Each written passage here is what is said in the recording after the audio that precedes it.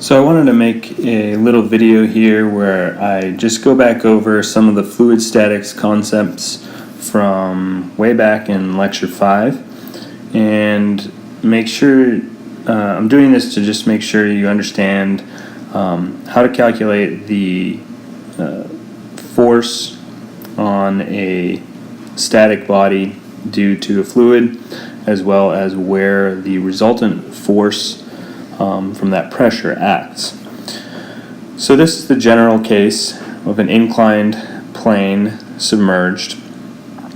And if we look at the pressure distribution on this, we know that at some depth below the surface, we have a pressure, and at a deeper depth as we go down towards the bottom, we will have a higher pressure. And so the pressure distribution will look something like that. If we extended this line to the surface, we know that this pressure distribution would continue to be 0 at the surface. But our plane is submerged, so all we care about is the pressure that's on the plane itself and not anything above it. So here's the pressure acting on this submerged plane. And we're going to just define some terms here. This distance here, the inclined depth we call it, is S. We have this right here, the thickness of a B. We can look at the centroid, which is at the center of this body, located here. If we go straight down vertical depth to that point over here, we're going to call that depth y sub c. And then this angle here we're going to call theta, again with the horizontal. And so if we wanted to figure out where the centroid is, well, the centroid is going to be located halfway down this body, which is going to be the average depth from the top of the body to the bottom of the body. And I'm going to use in this demonstration the depth to this point. I'm going to call that, here we're at y sub c, so I'll try to call this y sub 1, and then depth to here we'll call y sub 2. So y sub 1 plus y sub 2 over 2 equals y sub average, which is going to be y sub c. The centroid is going to be located halfway down that object. And so when I want to calculate the resultant force attributable to this pressure, I want to use the average pressure acting on the object.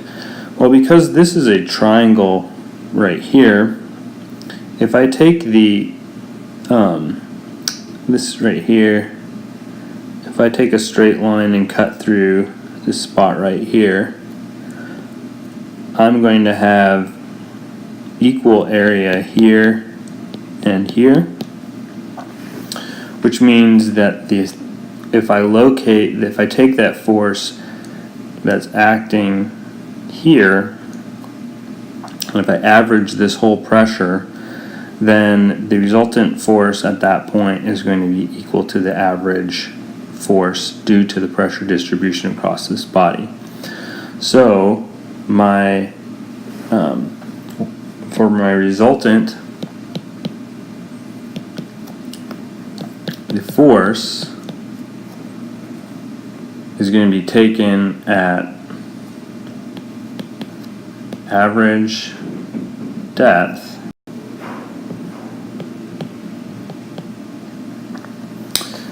and we've already figured out what that average depth is. It's y sub c. So we have F sub r equal pressure at the centroid times area, or the average pressure, A. Now the average pressure, P average, is P sub 0 plus rho G y sub c.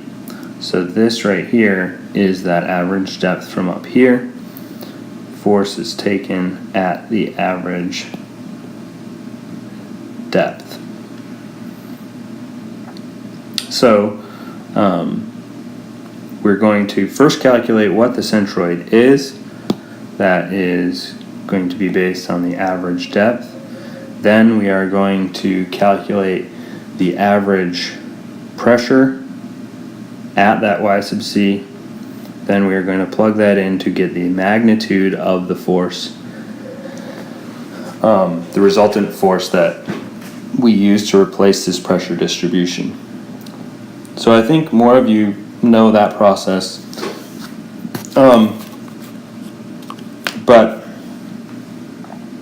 what we want to look at now is for an inclined plane, what's the general case for where this resultant force is going to act.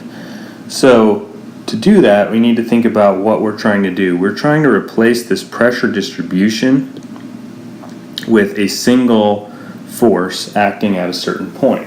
We've already tried to figure out what that magnitude of that force is, but where it's located is what we're trying to do now.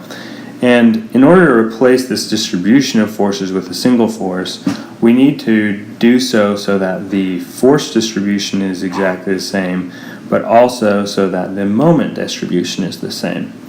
And if we were going to take moments around, say, this point up here at the surface, and we looked at what moment does this pressure distribution give us versus what moment does this force give us, we're multiplying this force, which we've already said is equivalent to the force distribution of this whole pressure distribution.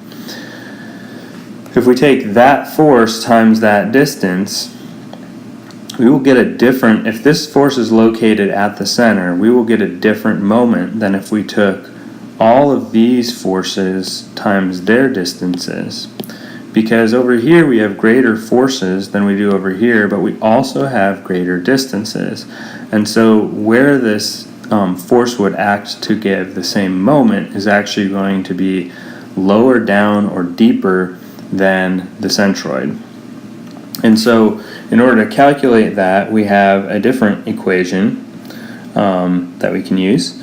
And so we talked about how this general equation is y sub p.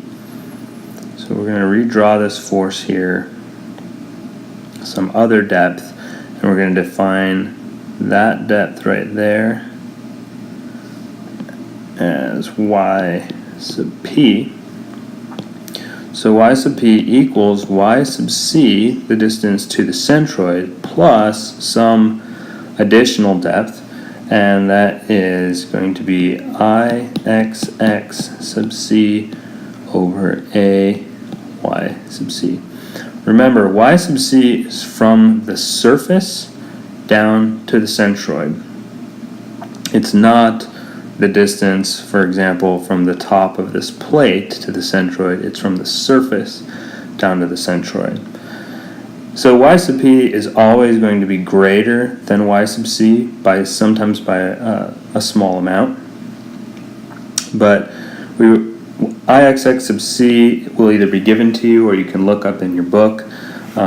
A is the area of the plate, and then here's that y sub c shows up in the denominator again. We can just calculate what this y sub p is directly from this equation. We have to be just a little bit careful because technically, if we are taking into consideration this p sub 0, this equation is actually y sub p equals y sub c plus Ixx sub c over a times y sub c plus p sub 0 over rho g sine theta. But if we are ignoring p sub 0, which we often do, then the second half of this term right here is going to go away, and we wind up with just the equation up here. So if you have to do this, you can always use this equation.